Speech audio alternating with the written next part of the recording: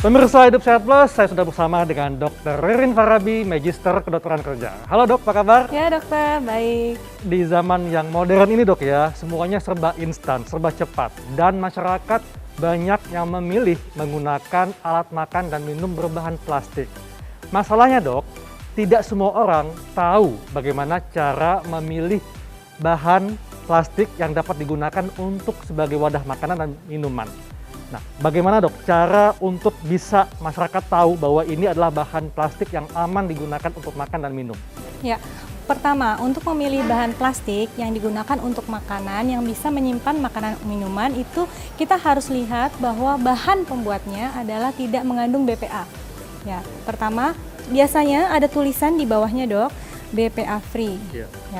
Tulisan ini menandakan bahwa bahan penyusun dari botol itu atau tempat makanan itu tidak mengandung BPA karena BPA kan berbahaya ya dok, sehingga tidak diperkenankan untuk sebagai bahan pembuat makanan. Selanjutnya kita perhatikan tanda segitiga dok. Biasanya ada tanda segitiga juga ada di bawah botol tersebut. Di dalam segitiga itu ada angkanya. Angka itu menandakan bahwa bahan pembuatnya dan yang harus kita perhatikan adalah angka 5. 5 itu menunjukkan bahwa boleh digunakan sebagai tempat makanan atau minuman. Selebihnya itu ada yang sekali pakai, 2 kali pakai, tapi kan kita yang membicarakan mengenai penyimpanan makanan yang berulang-ulang ya dok. Betul. Artinya kalau untuk 5, segitiga dengan angka 5 di dalamnya boleh digunakan. Selanjutnya adalah tanda food grade. Apa itu tanda food grade? Food grade kita bisa lihat dari simbol sendok dan garpu atau gelas dan garpu. Ya betul. Nah, simbol ini biasa terdapat di bagian bawah dari tempat makan. Nah, itu boleh digunakan sebagai tempat penyimpanan makanan. Apa dok yang terjadi kalau bahan plastik tadi diisi dengan air panas? Dampaknya apa ke tubuh kita?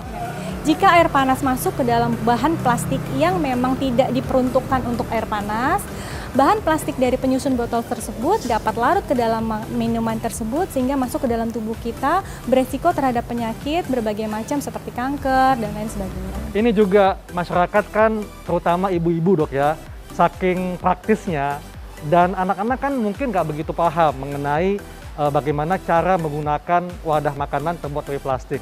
Apa saja dok yang mesti diperhatikan oleh ibu-ibu ketika membekali anak-anak dengan makanan minuman yang dimasukkan ke dalam wadah plastik? Ya, pertama kita dalam memilih tadi dok, kembali ke pemilihan bahan yang BPA free dengan simbol yang tadi sudah dijelaskan bahwa sesuai dengan food grade.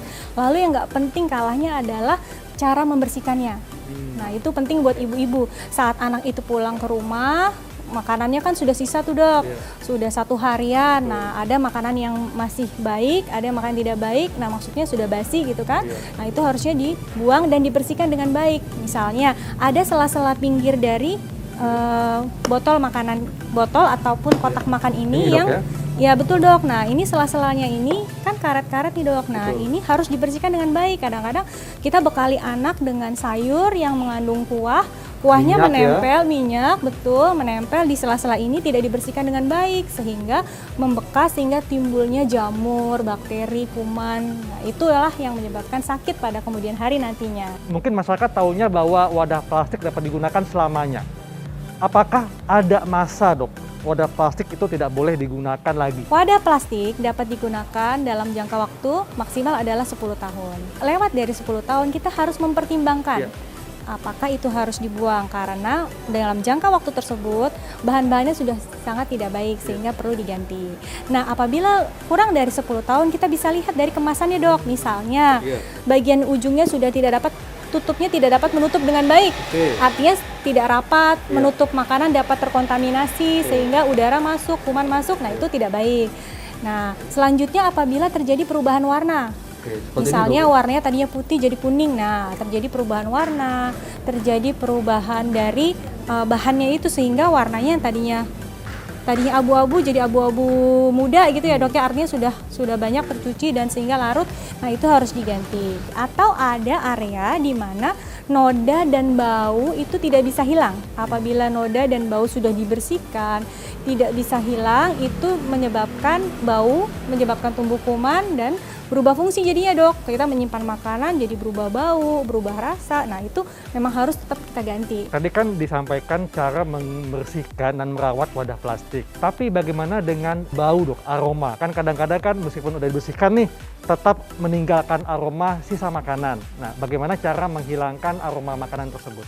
Setelah kita selesai menggunakannya, yang paling penting adalah kita harus membersihkannya dengan baik. Karena dengan kita membersihkan tidak baik, tentunya ada bagian-bagian dari makanan tersebut yang tertinggal. Seperti tadi di sela-sela ya dok ya, di sela-sela tutup, di sela-sela pinggiran. Nah itu karena tertinggal sehingga menimbulkan bau. Jadi yang paling utama adalah bagaimana kita membersihkannya dengan baik. Jangan sampai kita menyimpan botol makanan sebelahnya tempat area-area di mana yang baunya menyengat seperti deterjen ya. Kita menyimpan botol, menyimpan tempat makan sebelahnya tempat-tempat yang menimbulkan bau. Nah itu tidak baik. Nah menyimpan juga seperti itu. Membersihkannya harus benar, menyimpannya harus benar, dan saat mempergunakannya lagi jangan lupa bahwa kita harus membersihkannya lagi gitu, sebelum digunakan. Pemirsa, pasti pengen tahu dong bagaimana cara membersihkan wadah makanan atau minuman yang berbahan plastik.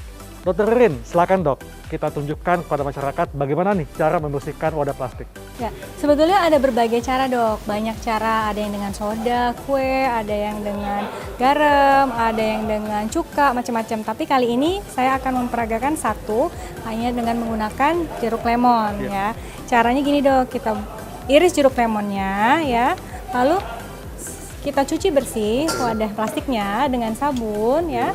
Setelah itu kita oleskan jeruk lemonnya di wadah plastik tersebut. Jadi ya. setelah dibersihkan dengan air dan sabun, kemudian dioleskan dengan lemon. Betul. Tujuannya apa dok? Tujuannya untuk menghilangkan bau tadi dok. Dengan adanya lemon ini, aroma lemon, sehingga menyebabkan bau yang ada di plastik tersebut bisa hilang diganti dengan aroma lemon.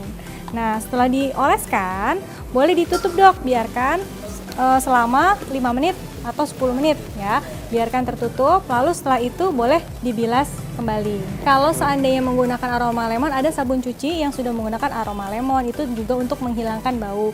Nah itu boleh digunakan. Kalau tidak berhasil, boleh dengan cara ini atau cara lainnya.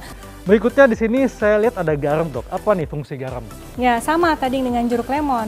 Garam ini juga berfungsi untuk menghilangkan bau ya. Bisa dibuat di dalam cairan, lalu habis itu letakkan garam, lalu direndam di dalam tempat makan tadi dan biarkan 2 atau 3 menit atau kadang bisa 5 atau 10 menit tergantung dari baunya yang tadi sebelumnya sudah melekat itu seberapa kuat ya. Setelah itu boleh dibilas. Berikutnya saya lihat juga ada daun pandan nih dok. Apa nih fungsi daun pandan untuk membersihkan wadah plastik? Daun pandan ini adalah tanaman alamiah yang bisa didapatkan di mana-mana. Biasanya kita tanam di keliling halaman rumah kita ya dok. Gampang didapatkan, mudah, dan biasanya digunakan untuk membuat aroma makanan. Biasanya jauh lebih wangi dan alamiah ya. Ini bisa kita gunakan pada saat kita selesai mencuci, kita ingin menyimpan, kita bisa gunakan potongan daun pandan dimasukkan ke dalam tempat yang akan kita simpan tadi, lalu kita tutup, kita biarkan sampai gunakan kembali. Nah ini untuk mengurangi aroma bau tadi dok. Dengan adanya aroma daun pandan ini sehingga menyebabkan baunya tadi tersamarkan dan bisa menghilang dengan adanya aroma daun pandan. Jadi selain dengan kopi atau serbuk teh juga bisa menggunakan daun pandan? Boleh kopi, boleh teh, boleh daun pandan yang bahan-bahan alamiah bisa digunakan. Baik dok, terima kasih untuk penjelasannya. Sama-sama dokter Haikal. Jadi ingat, harus pandai dalam memilih bahan plastik dan tahu cara merawatnya. Saya Dr. Kalansari dan Dr. Ririn Farabi, Magister Kedokteran Kerja untuk Hidup Sehat Plus.